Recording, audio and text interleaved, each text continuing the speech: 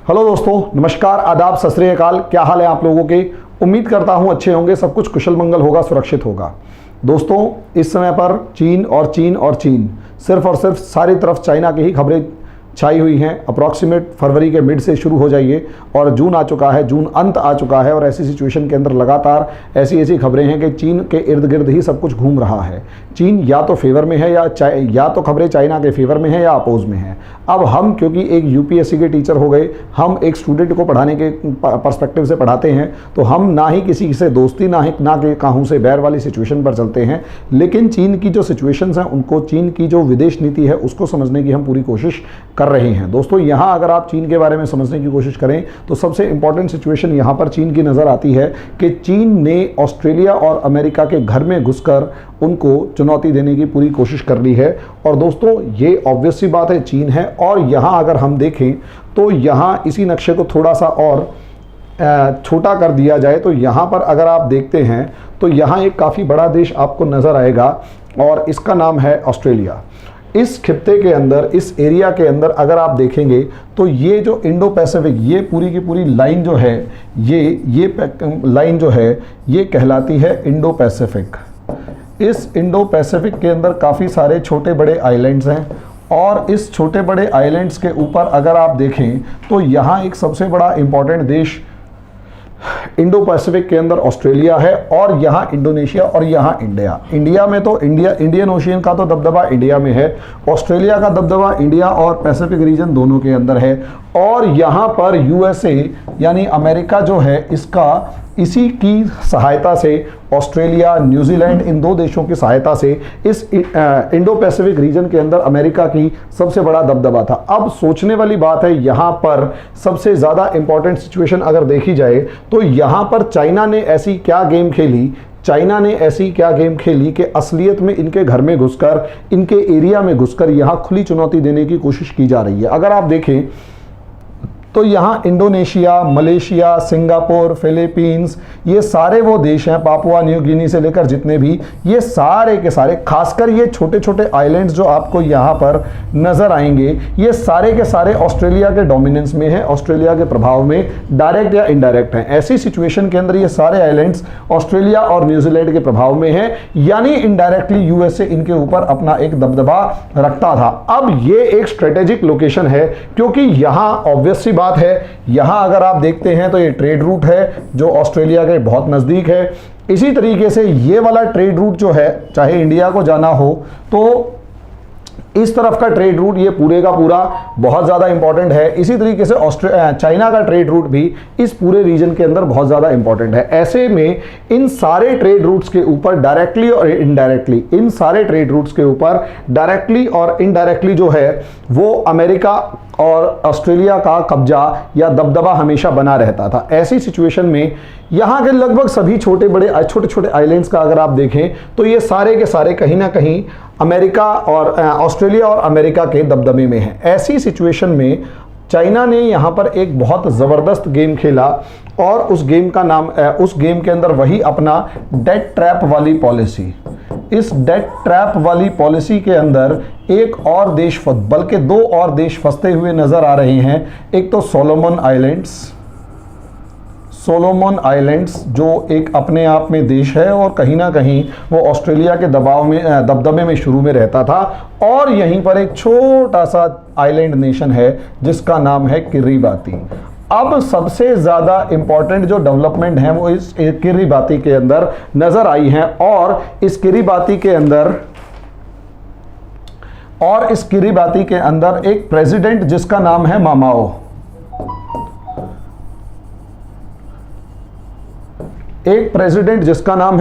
वो जो हैं वो जो प्रो चाइना माने जाते हैं और ओपनली चाइना का सपोर्ट करते हैं। इस सिचुएशन के अंदर ये दोबारा जीत चुके हैं, ये री इलेक्ट हो चुके हैं, बल्कि इनके अपोजिट वाले जो इनके अपोनेंट जो कैंडिडेट थे वो हार चुके हैं। अब मामला क्या था? मामला ये था, अगर आप इसे और दूसरे सिचुएशन के अंदर देखेंगे तो असली मामला यहाँ पर अगर आप यहां सिचुएशन को समझते हैं तो असलियत में किरिबाती को डेट ट्रैप के अंदर चाइना ने फंसाया। अब डेट ट्रैप के अंदर चाइना ने फंसाया। अब ये डेट ट्रैप के अंदर चाइना ने किस तरीके से फंसाया उसे समझिए। डेट ट्रैप के अंदर ऑब्वियस सी बात है, सबसे पहले यहां पर एक एम्बेसी खोली और मई 2020 के अंदर यहां पर चाइना की एम्बेसी खुल गई है। चाइनीज एम्बेसी यहां पर खुल चुकी है। और अगर इस चाइनीज एम्बेसी को अगर आप लोग देखें तो इसलिए यहां पर इतना छोटा आइलैंड है कि कोई भी देश अपनी एम्बेसी खोलने के लिए तैयार नहीं है। सिर्फ ऑस्ट्रेलिया, न्यूजीलैंड और क्यूबा जैसे 3 देशों ने यहां पर एम्बेसी खोली है। इसके अलावा इनके पड़ोसी देशों ने भी यहां पर अपनी एम्बेसी नहीं खोल रखी। और यहां चौथा देश चाइना है। यहां जाने से पहले असलियत में यहां पर सबसे ज्यादा इंपॉर्टेंट चेंज ये किया कि सितंबर 2019 के अंदर ताइवान जो है, असलियत में किरीबाती वो देश था जो ताइवान को रिकॉग्नाइज करता था, इस चाइना को रिकॉग्नाइज नहीं करता था।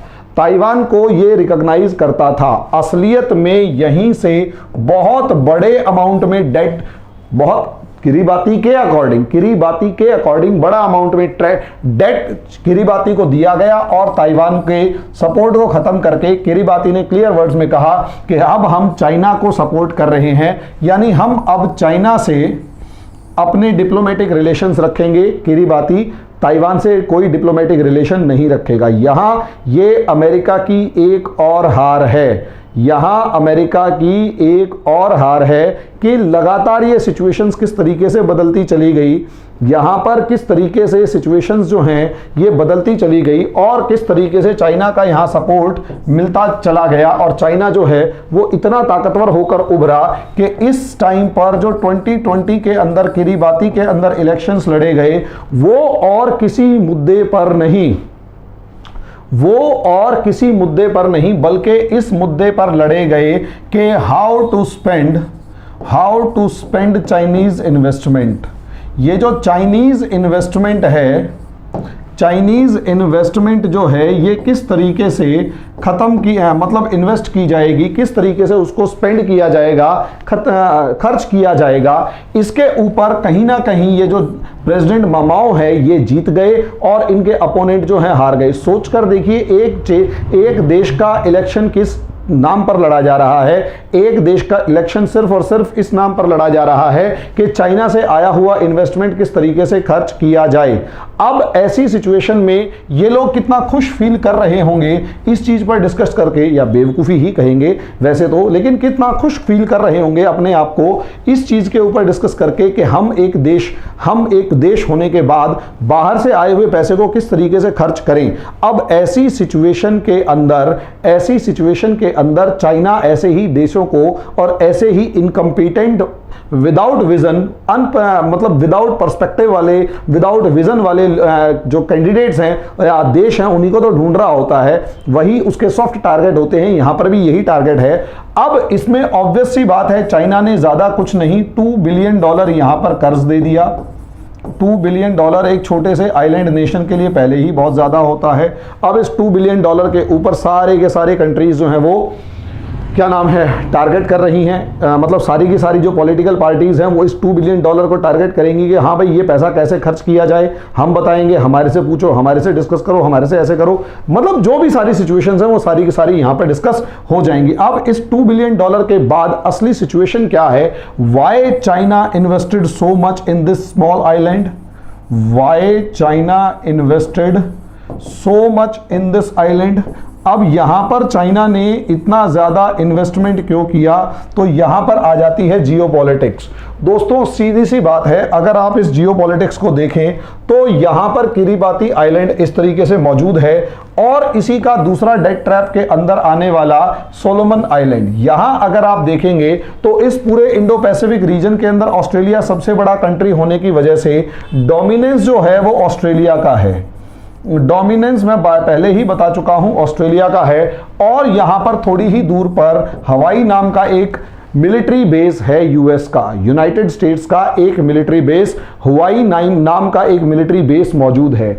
असलियत में किरीबाती के ऊपर किरीबाती के अंदर इन्वेस्टमेंट करके उसको डेट ट्रैप में फंसाना चाइना की टारगेट है। डेट ट्रैप में फंसाकर अगला टारगेट क्या होगा? सबसे पहले यह होगा कि आपने उसको क्या किया? डेट ट्रैप में फंसाया। डेट ट्रैप में फंसाने के बाद आप क्या करोगे? Flood the country with credit. उस देश को पैसा इतना सारा दे दो, इतना सारा लोन दे दो कि वो सोच ही ना पाए। उसके बाद जब वो कंट्री उस पैसे को इस्तेमाल कर ले और वो इतना हो कि अनेबल टू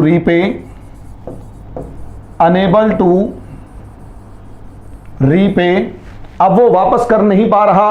अब जब वो अनेबल टू रीपे होगा, जब वो वापस नहीं कर पाया होगा, तो उसके बाद वो क्या किया जाएगा? उसके बाद क्या होगा? Capture the resources of the country. Capture the resources, उसके सारे रिसोर्सेज को कैप्चर कर लो। और दूसरी सिचुएशन यहां पर क्या कि capture the strategic locations.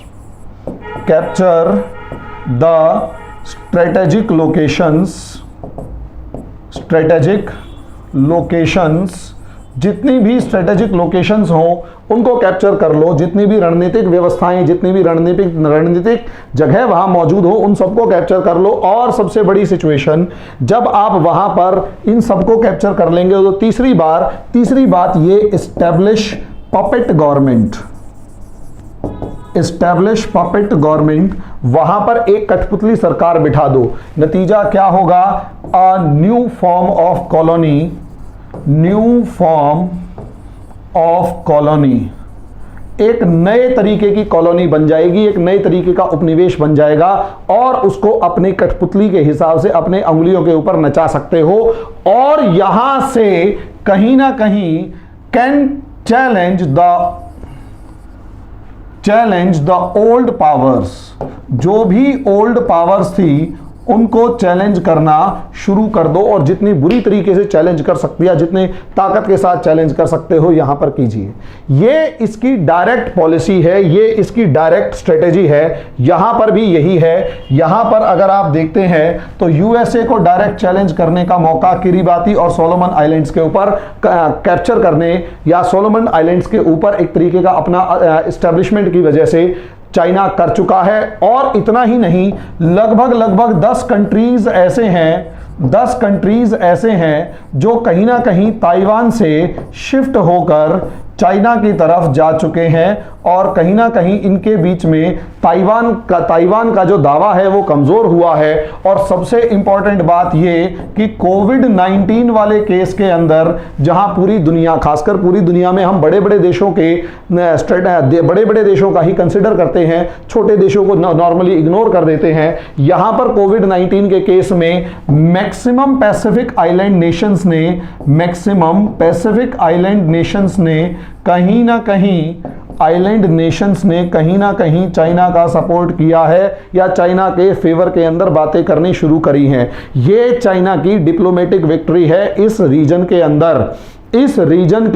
China की ये सबसे बड़ी डिप्लोमेटिक विक्ट्री है। और कहीं ना कहीं ऑस्ट्रेलिया और अमेरिका जो है निरंतर यानी लगातार कहीं ना कहीं हारते चले जा रहे हैं। अब जब ये कहीं ना कहीं हारते चले जा रहे हैं और चाइना जीतता चला जा रहा है, तो यहां पर असलियत में इन दोनों देशों को सोचना पड़ेगा कहीं के कैसे इस पूरी सिचुएशन को कंट्रोल किया जाए। हालांकि ऑस्ट्रेलिया का यह दावा है कि इस पूरे मामले में जहां चाइना ने अप्रॉक्सीमेट $2 मिलियन किरीबाती के अंदर खर्च किए हैं, यहां पर ऑस्ट्रेलिया ने $69 मिलियन खर्च किए हैं किरीबाती के अंदर कोविड-19 से लड़ने के लिए। वहीं ऑस्ट्रेलिया का दूसरा दावा यह है कि चाइना ने $1.5 बिलियन जो है वो किरीबाती को लोन दिया है। और ऑस्ट्रेलिया कहता है हमारा अप्रॉक्सीमेट $5 बिलियन का जो लोन है वो किरीबाती को जा चुका है। अब ऐसी सिचुएशन के अंदर ये कहना, खासकर ऑस्ट्रेलिया का ये दावा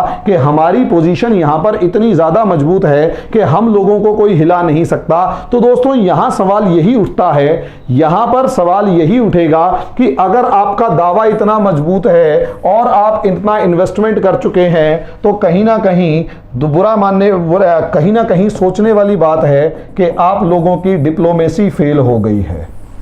डिप्लोमेटिकल फेल्योर है कि अगर आप इतना इन्वेस्टमेंट करने के बाद भी वहां पर अपने कैंडिडेट को नहीं जिता पा रहे और इतना करने के बाद भी आप जो कैंडिडेट है उसको अपने फेवर में नहीं ले पा रहे और उसकी सरकार को अपने फेवर में नहीं ले पा रहे, तो वो आपकी डिप्लोमेटिक फेल्योर है, यानी राजनीतिक असफलता है, राजनीतिक विफलता है। और ये जो राजनीतिक विफलता है, हो सकता है ये आपकी कमजोरी को दिखा रही हो, ब्रिटेन की, अमेरिका की कमजोरी को दिखा रही हो, ऑस्ट्रेलिया न्यूजीलैंड की कमजोरी को दिखा रहे हो, फाइव आइज की कमजोरी को दिखा रहे हो। तो दोस्तों असलियत में इसी डिप्लोमेसी को समझिए। असलियत में मैं इसके ऊपर प्रॉपरली एक बहुत लंबा चौड़ा वीडियो बनाने वाला हूं, बाकायदा उसके प्रोसेस के अंदर है और हो सकता है अगले 1-2 दिन के अंदर आ जाए कि असलियत में यहां चाइना इतना ज्यादा ताकतवर बनकर कैसे उभरा और अमेरिका उसके सामने घुटनों के बल कैसे नजर आ रहा है। क्या कारण है कि हम चाइना जो है वो निरंतर लगातार सबको चेक काट कर दिए जा रहा है और जो दूसरे देश हैं वो चुपचाप बैठे देखते जा रहे हैं और उनके पास हालात खराब हैं। इस सिचुएशन को समझना बहुत ज़्यादा ज़रूरी है और इसी समस्या को कि असलियत में भाई हम ये तो पढ़ रहे हैं कि ये डेट ट्रैप है, लेकिन असलियत में डेट ट्रैप ओरिजिनेट कहाँ से हुआ या आया कहाँ से, उसे भी तो समझने की ज़रूरत है। उसे समझने के लिए हम पूरी की पूरी फिलॉसफी को या उस पूरी की पूरी पॉलिसी को या प्रोसेस को आगे देखेंगे। लेकिन फिलहाल इतना है कि चीन जो है वो लगातार कोविड-19 के केस में भी आगे बढ़ता जा रहा है और अमेरिका से लेकर दूसरे देशों को, जिसे कहते हैं, पीछे हटना पड़ रहा है मजबूरी में, उनके पास कोई ऑप्शन नजर नहीं आ रहा है। तो दोस्तों इस वीडियो के लिए इतना ही। एक और छोटा, बल्कि 2 छोटे देश, किरीबाती आइलैंड और सोलोमन आइलैंड्स, ये दोनों भी कहीं ना कहीं चाइना की गोद में जाकर गिर चुके हैं और यहां पर भी अमेरिका और ऑस्ट्रेलिया और फाइव आइज जो हैं, हालांकि इंडिया से तो वो बहुत ज़्यादा दूर है और इंडिया का वहां कोई खासा लेना देना भी नहीं है, लेकिन फिर भी फिजी जैसे देशों को छोड़कर फिर भी अगर आप देखें तो इंडिया जो है वो काफ़ी ज़्यादा यहाँ पर रोल प्ले नहीं कर पाएगा। लेकिन बाकी जो दूसरे देश हैं जो ताकतवर हैं और जो अपनी स्ट्रेटेजिक लोकेशन को मजबूत बनाने की कोशिश में हमेशा लगे रहते हैं, और उनमें सबसे ज़्यादा इंपॉर्टेंट अमेरिका है, वो फेल होते हुए नजर आ रहे हैं। इस फेल्योर की गाथा को एक बहुत ही लंबे चौड़े फिनोमिनल वे में मैं आप लोगों को समझाऊंगा फिर किसी वीडियो में। फिलहाल के लिए इतना ही, धन्यवाद।